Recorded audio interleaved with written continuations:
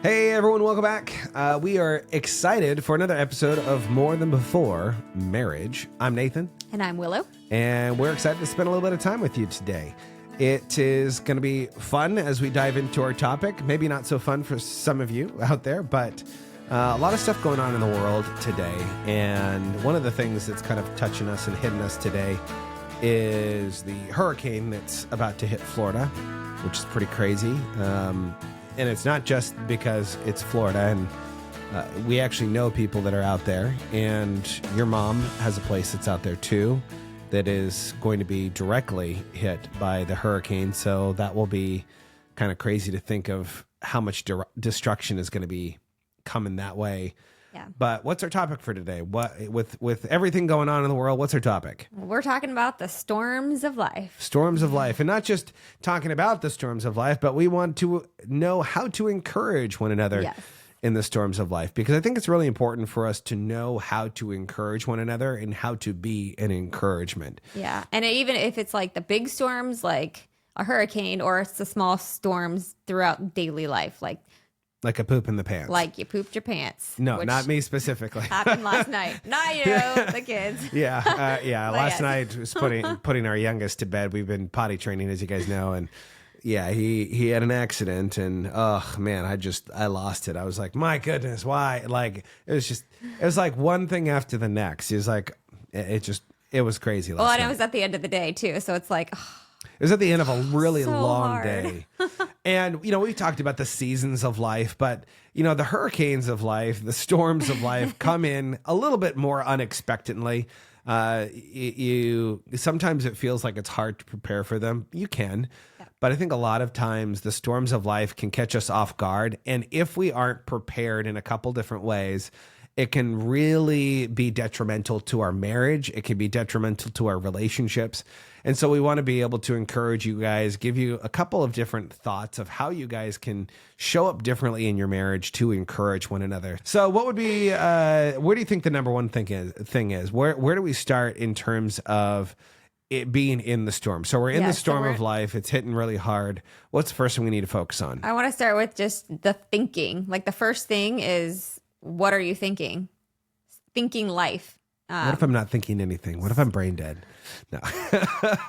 So that's thinking a very life. Quiet conversation. No.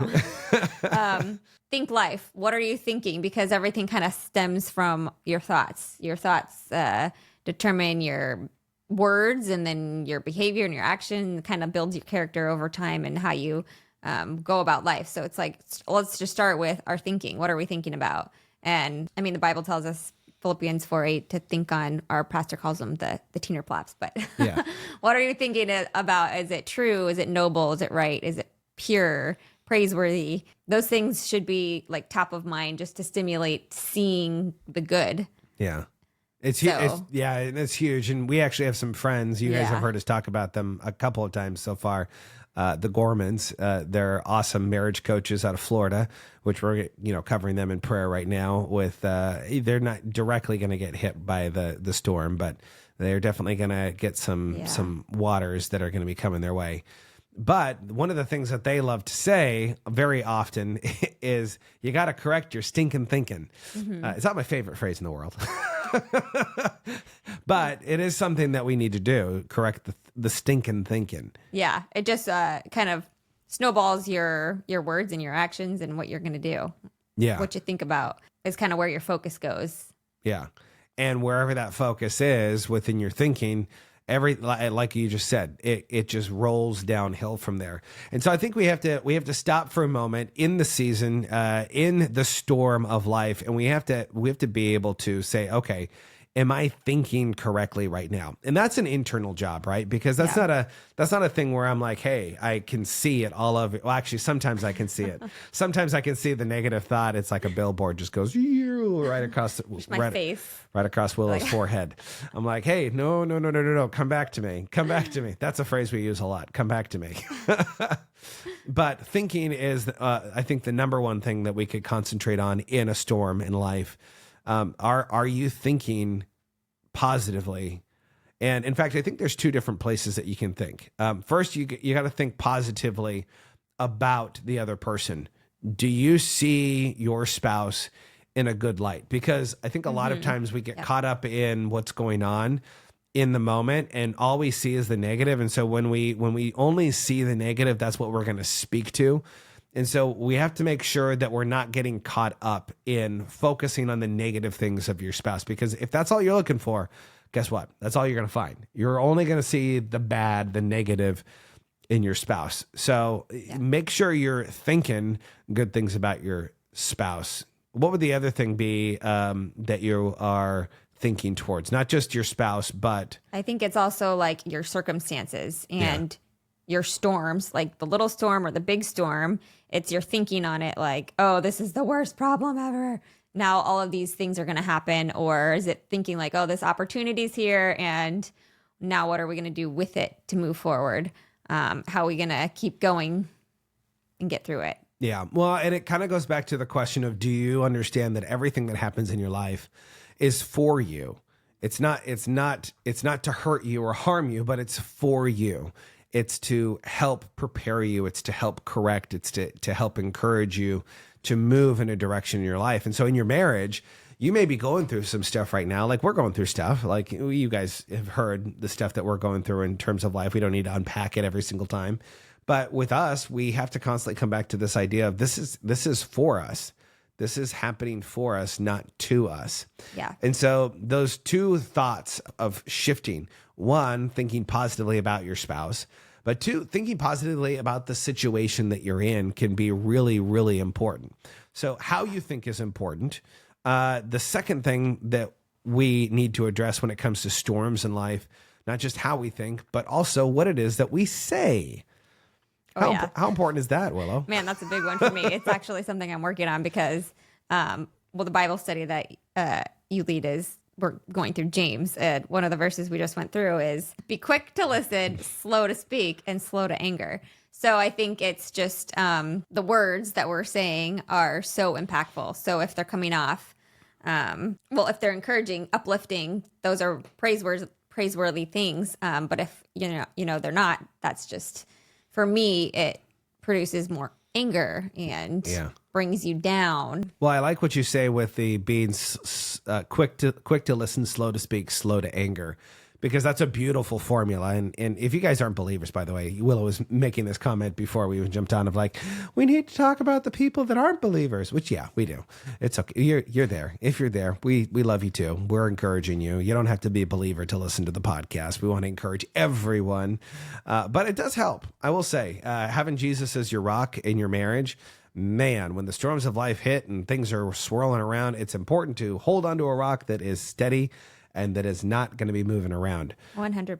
But I will say what you said is so important. Being quick to listen is the number one thing. Yeah, because as I'm jumping in now and cutting you off, I always want to say what I need to say. You conversational terrorist. Exactly. I'm hijacking your conversation. Yeah. Yeah, no, I just want to say what I need to say, and then I don't even hear what you say, and I miss. And that's how a lot of things get out of context too, is that we're listening to respond instead of listening to understand. Exactly. And in your relationship, in those storms of life, when the waves are crashing all around you, it just amplifies everything. Yeah. And so being slow to speak and being quick to listen is really important. But then also understanding that the anger thing comes in when there's a misunderstanding, I believe. When we believe that the person is trying to hurt us, that they're trying to cut us down. And for me, that's something that comes up very often, is one of my biggest frustrations in our family, not just even in our marriage, is when I don't feel like I'm being heard. When I'm saying something to you and I don't feel like she's quite understanding what I'm saying, and she moves on to the next point, I'm like, no. Like, come back the bus up. Like we need to address the elephant in the room. And you're like, we've already addressed it. Let's move on. And it is so important for us to get the first two right, to be slow to speak, quick to listen, so that in the end, we don't move ourselves towards anger. Because what does it say there in James is that anger does not bring about the righteousness of God. If you want right living, if you want good living in your life, you got to make sure that you're slow to speak and that you're quick to listen. Yeah. So we've got this speaking thing that is really important, right? Thinking is important because thinking leads to the speaking. Right. But I think it's important to ask yourself, do you speak life or death over your spouse? Yes. I love that. I think we were talking about this the other day of how often we hear other couples speaking death over one another. Not even just when they are not around each other, but when their spouse isn't even in the room. Which, yeah, I think that's such a good reminder of always uplifting one another, like whether it is in conversation together or if it's around other people, even just jokingly, because there's a little truth in the jokes. And then you just constantly do it a little bit here and there. And then you start to see those things kind of more pronounced as real things, not just joking. Yeah, they play comments. out. Well, and I'll throw myself under the bus here because I know you weren't going to. I could already see it written over your forehead of the thought of like, oh yeah, I remember when you did that. But like early on in our marriage, like, because I'm a singer and I like music and those kinds of things, I would joke a lot about how you couldn't carry a tune. She can't. Which I can't. She So it's still okay can't. now. She's grown. She's matured. She understands her abilities to sing and whatnot. But one of the things that I was unaware of what I was doing was I was cutting my wife down. I was cutting you down constantly.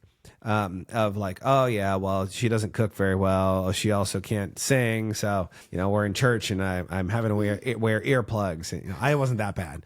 Not that bad. But one of the things that does is even in a joking manner, when I'm trying to create levity in the situation where I'm cutting my wife down, it's hurting her. It's killing her slowly inside. It's killing and strangling her spirit. And we have to remember that the things that we speak either give life or they bring death, right? James says there's life and death in the power of the tongue. Yeah. And so many times I find myself putting my foot in my mouth because I'm speaking death over you or speaking death over our children. And I have to be really careful about that.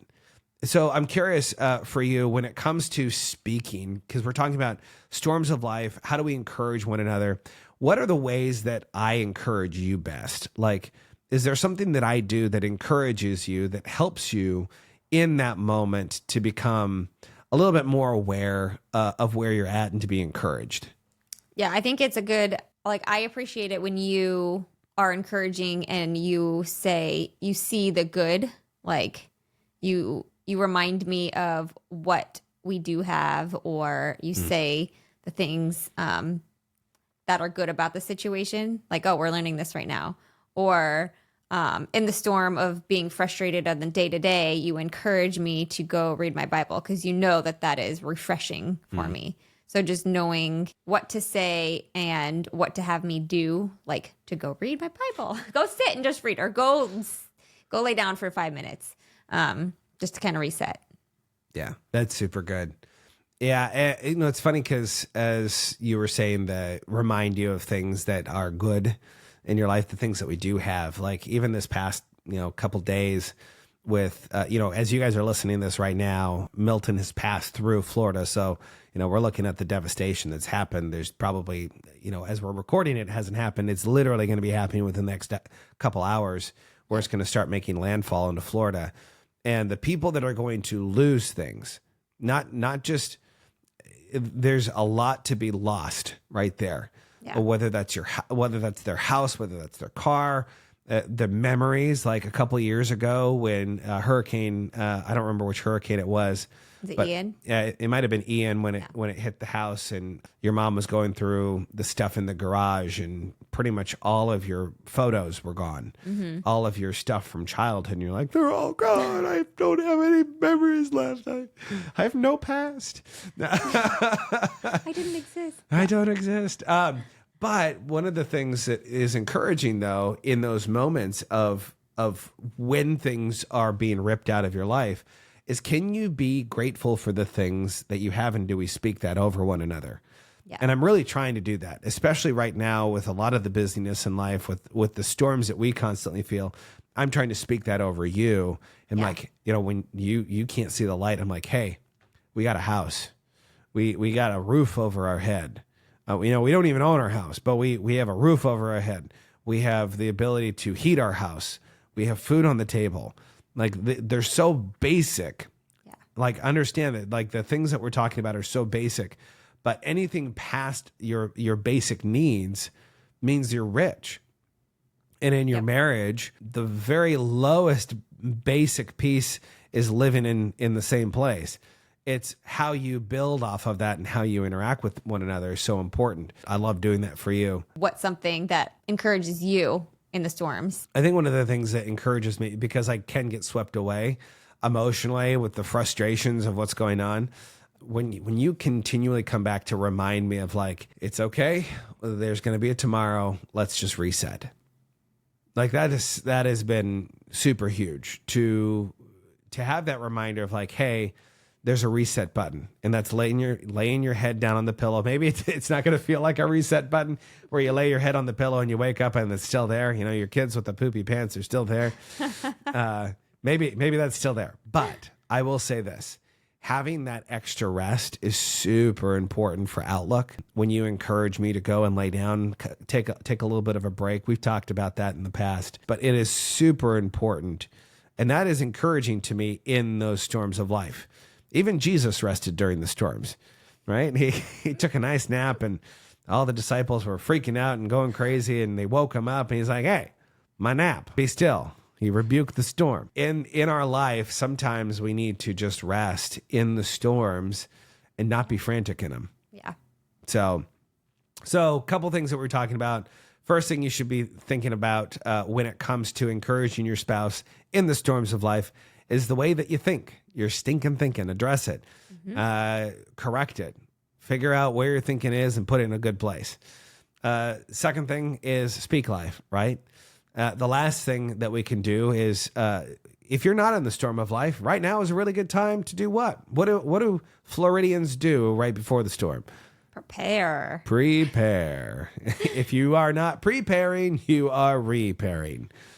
Yeah, it's just one of those things of being prepared, whether it's for the day or for a season. I think of like, for preparing, I think about like knowing how to encourage my husband. And so what encourages your spouse? Like, are you getting to know them still? Like when you were dating, you know, you wanted to just get to know them and find out all the things that made them happy because you want to make them happy and be their best friend. And then you got to know them and you're like, well, maybe I don't really want to know them anymore. But I think it just kind of, maybe you forget about that, or at least like that happened to me, like forgetting like, oh, I already know what makes you happy. But it's just this constant, like, what is making you happy right now? Because maybe you don't like it changes certain things anymore. I don't like underwater basket weaving anymore. Like I did that, tried that, not so good. Can't hold my breath long enough. Right. Yeah. It sounds terrible. And I don't want you holding your breath that long under the water. Yeah, we've had that. Anyways. We've had that discussion before. We won't get into that. You guys don't need to hear that. That's another podcast. That's another podcast. Completely different podcast. But I think it's just getting to know your spouse, like what makes them happy and what encourages them, what builds them up, what do they like to do. Well, I think I love what you say with that, because so many times we forget that we are still dating our spouse. Yeah. You're still dating your spouse, by the way. Surprise. You should be going on dates.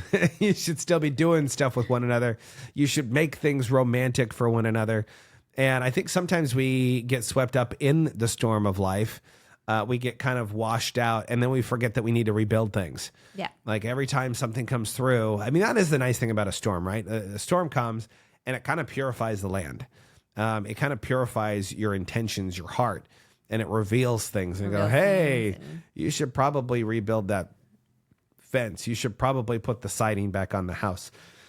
And it just redirects your yeah, it redirects. And so if you're in that season where you don't have a storm going on, right now is really good to do some prep work. It's good to do some foundational work. Because guess what? I don't know about you guys, but there is always a storm a-brewing. There is a storm in our life that is just waiting to hit. And I love that you say that there's kind of the storm that's like a larger storm, but there's also like the daily storms. Yeah. Preparing yourself for the day, because I think sometimes we forget that. Like you and I, because we're so busy, because we have schedules that are going back and forth, left and right. There are moments where we forget to slow down and prepare for the next day. Are we getting enough sleep the night before? Are we reading our word? Are we encouraging one another at the end of the day, saying, hey, like, today was a hard day and you did some really good stuff? Are we doing that to prepare ourselves for tomorrow? Like today, as we're recording this, it's a really, really long day. It's an early morning start. It's a late evening when we finish. And at the end of the day, are we preparing ourselves for success? Right? Exactly. Are we encouraging each other? Like we already talked about, speaking life and seeing the good in the season that we're in, just to prepare. Yeah, absolutely. 100%. So wherever you are in the storm of life, whether you are in the eye, whether you can see the storm coming from a distance, or whether you are completely being swept up in a way, we hope this encourages you. At the end of the day, there are so many of us that are going through it. And you have to understand that you aren't the only ones in the storm. In fact, that's one of the things I think that's really great about what we're doing with the podcast and what we've seen even with the response, which, by the way, make sure you subscribe to the podcast, whether that's on YouTube or your favorite listening platform of Apple Podcast or Spotify or fill in the blank of wherever you listen to this podcast. Would you share this with another couple? Like, seriously, right now, as you're listening to it, think about one couple in your life that you would say, man, they're going through the storm right now. They could be encouraged by this. Maybe they need to hear this. We want to encourage you to share this with someone and comment on it. We want to know what you're thinking, especially on YouTube. Let us know on YouTube. What are you thinking? What do you like? What do you want us to dive more into? That would be really cool. As we're kind of wrapping up here, I do want to ask you this question, Will, because it's come up in conversations that I've had with people. I know it's come up with conversations that you've had with people of like, well, how do I be encouraging to my spouse if they're not a believer? If we believe different things, how do I be encouraging to my spouse when they're a negative Nelly, a negative Nancy, negative Neil? I gotta come up, a negative Nathan. You gotta have the alliterations there. Yeah, gotta have some alliteration and equal boy girl kind of stuff with that. But what would you say to that person that is struggling with that of like, my spouse and I aren't on the same page and they're negative or I'm negative? How do I overcome that? What comes to mind is what am I doing? What does my daily walk look like? Like, what am I thinking? What am I saying? How am I living life? Am I being a good example to anybody that's around me? So am I living a life that is reflecting Jesus or not? And is that encouraging and uplifting? And so I think that's just like the gentle, quiet spirit that the Bible talks about for a woman, but for a man too, of just being a good person and being a good example. It just reminds me of our kids, but not just an example for your spouse, but for each other of just trying to live a righteous life, because we're not righteous, but we're striving to do the best that we can. So speaking, thinking good, saying encouraging things, even though it's hard, but just kind of leading by example. I like that. That's good. Do you have anything to add? So I think you need to surround your spouse and attack them. Yeah, hear what I mean by that. I don't mean like literally go around them and start attacking them. I think that there is power in community. There's a huge power in community, which is why I love what we're doing right now, is we're building community. We're building a community of people who want to have strong marriages, who want to have strong relationships, strong families. And at the end of the day, you got to surround yourself with the right people. And so if your spouse isn't a believer, 100%, or if your spouse is a negative person, you got to start surrounding yourself with people, not just yourself. Surround your family with people that will speak life and be a positive influence around you. I think that's one of the number one things that can be so beneficial. And that doesn't mean like you're dragging, if your spouse doesn't want to go to church and you're trying to drag them to church, they're probably not going to go. It's probably not going to be a good thing.